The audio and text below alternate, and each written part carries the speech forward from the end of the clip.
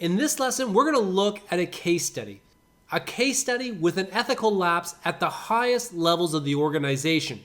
From it, you will learn how easily a sterling reputation can be lost and then the steps necessary to regain trust. Wells Fargo was one of the world's most respected companies. Wells Fargo is the world's largest bank. It operates a hugely successful retail bank. It's survived, thrived, and has grown over the past 2 centuries. In 2008, during the height of the financial crisis, Wells Fargo acquired Wachovia Bank and Washington Mutual, dubbed perhaps the best deals ever.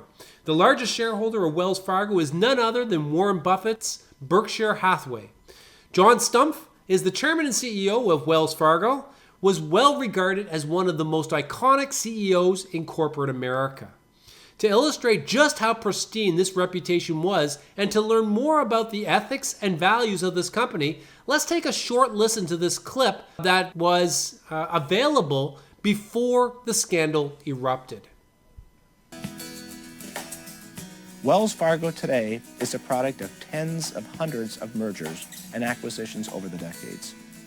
We're a diversified North American financial services company. We have one of our industry's most extensive distribution systems: stores, ATMs, phone banks, and of course the internet. Our culture today owes so much to all our predecessors and the talented, loyal, caring folks who've gone before us. We describe our culture in a document we've been living by for more than 2 decades, our vision and values. Our vision is simple. We want to satisfy all of our customers' financial needs. We want to help them succeed financially. We want to be the premier provider of financial services in every one of our markets. And we want to be known as one of America's great companies. People are central to our vision. People are our greatest competitive advantage. It's not products, not technology, which can be easily copied. No one, however, can duplicate the talent and caring and expertise of our great people. We believe our people can out-execute our competitors every time because our people care more than our competitors do. We believe in the power of diversity. The attitude of our team members is the most important difference between a great financial services company and just a good one. Because if you have happy, satisfied, loyal, and caring team members, then you'll have happy, satisfied, and loyal customers who will give us more of their business and rave about us to their family and friends and business associates. We put our customers at the center of everything we do. We start every discussion, make every decision, invest every dollar based on what's right for them. This isn't just about transactions. This is about lifelong relationships. So we're not just selling checking accounts or investments or insurance or mortgage products. Our product is actually service. Our value added is financial advice, and our competitive advantage is our people. At Wells Fargo, sales and service are inseparable. More sales do not always lead to better service, but better service almost always leads to more sales. In the country, the San Francisco-based Wells Fargo. In fact, I think this one's worth the wait, even if Janet Yellen puts off any rate hikes until next year, because Wells has a tremendous deposit base, gigantic exposure to the mortgage market, a fabulously streamlined business, and most important, a top-notch management. That's why we own it for my charitable trust, one of the biggest positions. You can follow it along at actionalertsplus.com. And of course, its 2.87% yield doesn't hurt either. So let's take a closer look with John Stumpf.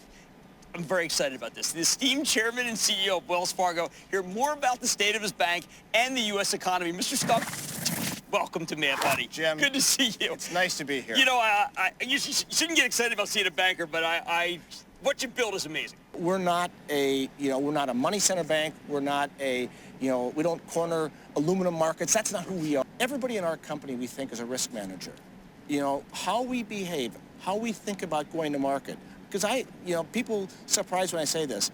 Our number one goal when we get up in the morning is not about making money. It's about serving customers. That's the reason for business. The result is you make money. A key part of Wells Fargo's strategy was to increase the share of the customer's wallet by selling existing customers more financial products. This marketing tactic is called cross-selling, and the accounts per customer was a key performance indicator touted by the executives each quarter since 2010, and in part drove the stock price higher as the customer penetration increased. However, late in 2013, the LA Times ran a story based on a tip from an employee that something was not as it seemed at Wells Fargo. This triggered an investigation by a Senate committee on banking, as we'll now watch. The first part of this clip is the reporter who broke the story in late 2013, who explains some of the practices that went on. The second part of this clip is the incredible cross-examination of John Stump in front of the Senate committee, a lesson in how not to be accountable. Now, I will tell you and warn you up front that this clip is about 8 minutes in length, but it's so instructive that it's well worth the investment of your time. Let's have a listen. First off, how did you get onto the story, and how long did it really take you to uncover this? We had an unusual call back about 3 years ago. It was passed on to me from a business editor at the Times who said there was a guy at a branch in the San Fernando Valley section of Los Angeles who was saying that they had been rewarded for selling so many accounts, so many credit cards, providing so many services to people, and they had all done this under a lot of pressure. And then some complaints cropped up, and the next thing you knew, they were firing people for doing the very same thing that they had praised them for. It was an unusual tip, and so that's what we wound up pursuing. To dozens of employees all around the country in the ensuing weeks before we did the large investigative piece that was published in December of 2013. The stories were pretty similar all over, and it had to do with extraordinary pressure coming down from regional managers onto the branch managers, who then pressured the frontline employees and in some cases coached them in how to improperly goose up their sales figures. Like what? Like how do they coach them? What do they say? Well, there are, one of the things they did was to tell people wrongly that they couldn't open a certain kind of account unless they took a credit card or a debit card or something. In other cases, they coached them in how to use the employees' information to open accounts without the customers knowing. Thank you, Mr. Chairman. Mr. Stump, the Wells Fargo Vision and Values Statement, which you frequently cite, says, quote, "We believe in values lived, not phrases memorized. If you want to find out how strong a company's ethics are, don't listen to what its people say, watch what they do." So let's do that. Since this massive years-long scam came to light, you have said repeatedly, quote, "I am accountable." But what have you actually done to hold yourself accountable? Have you resigned as CEO or chairman of Wells Fargo? The board, I serve at Have you resigned? No, I've not. All right. Have you returned one nickel of the millions of dollars that you were paid while this scam was going on? Well, first of all, this was by 1% of our people. That's not my question. My question, this is about responsibility. Have you returned one nickel of the millions of dollars that you were paid while this scam was going on? The board will take care of that. Have you returned one nickel of the money you earned while this scam was going on? And the board will do... I will take that as a no then. Have you fired a single senior executive? And by that, I don't mean a regional manager or a branch manager. I'm asking about the people who actually led your community banking division or your compliance division. We've made a change in our regional, to lead our regional bank. I just said, I'm not asking about regional managers. I'm not asking about branch managers. I'm asking if you have fired senior management, the people who actually led community banking division, who oversaw this fraud, or the compliance division that was in charge of making sure that the bank complied with the law. Carrie Toll said... Did you fire No. any of those people? No. Okay. So you haven't resigned. You haven't returned a single nickel of your personal earnings. You haven't fired a single senior executive. Instead, evidently, your definition of accountable is to push the blame to your low-level employees who don't have the money for a fancy PR firm to defend themselves. It's gutless leadership. In your time as chairman and CEO, Wells has been famous for cross-selling, which is pushing existing customers to open more accounts. Cross-selling is one of the main reasons that Wells has become the most valuable bank in the world. Wells measures cross-selling by the number of different accounts a customer has with Wells. Other big banks average fewer than 3 accounts per customer, but you set the target at 8 accounts. Every customer of Wells should have 8 accounts with the bank. And that's not because you ran the numbers and found that the average customer needed 8 banking accounts. It is because, quote, 8 rhymes with great. This was your rationale right there in your 2010 annual report.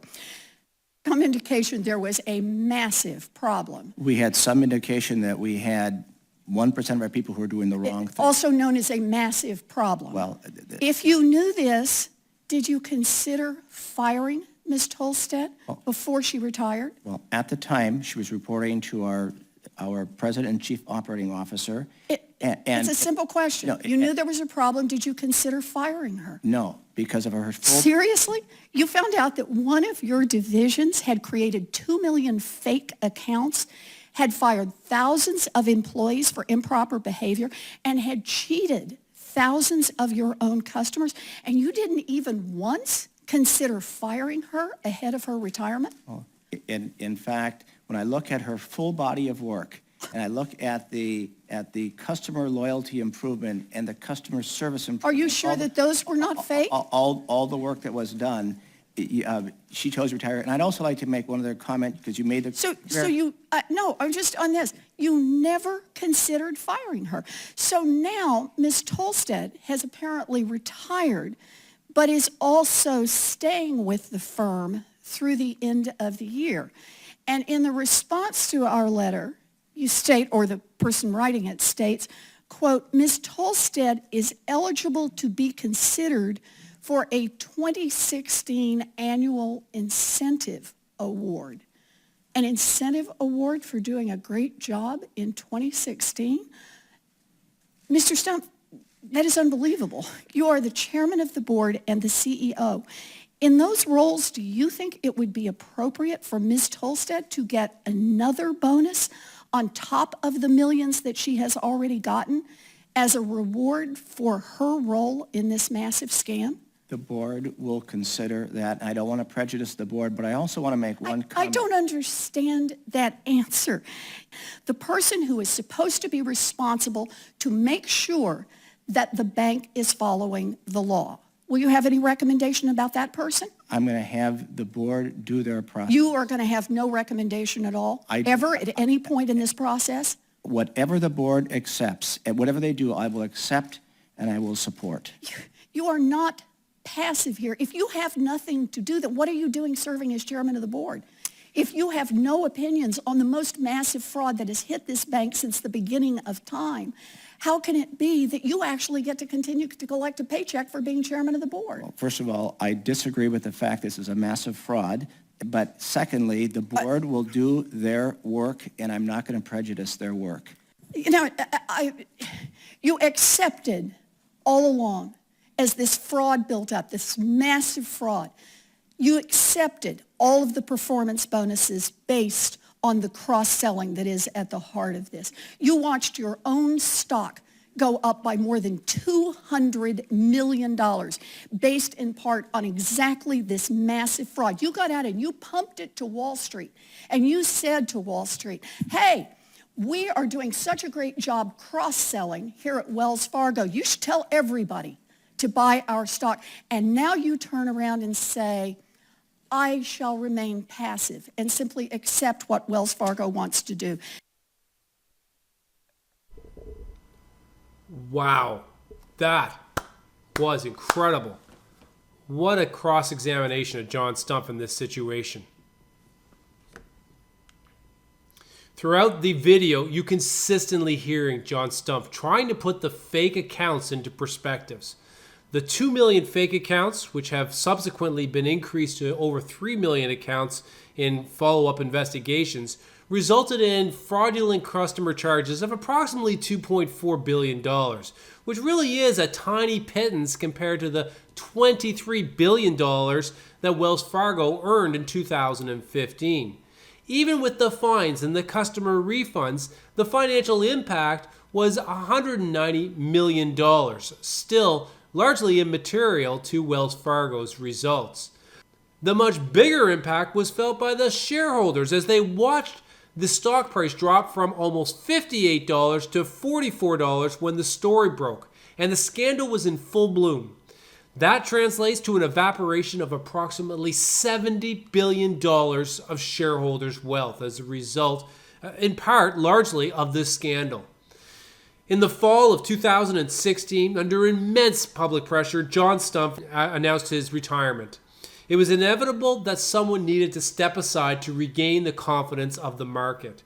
But that was only a tiny step towards restoring the ethical integrity at Wells Fargo. In fact, the company has gone to painstaking lengths to address this lapse in ethics.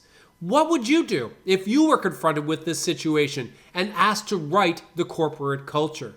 I'm going to end the lesson here and then start the lesson up again in the next lesson to show you their response. But in between, I want you to see how many ideas you can come up with what Wells Fargo should do to restore an ethical stance, an ethical posture in that organization. I'll see you in the next lesson where I'll share with you the 14 things that Wells Fargo actually did.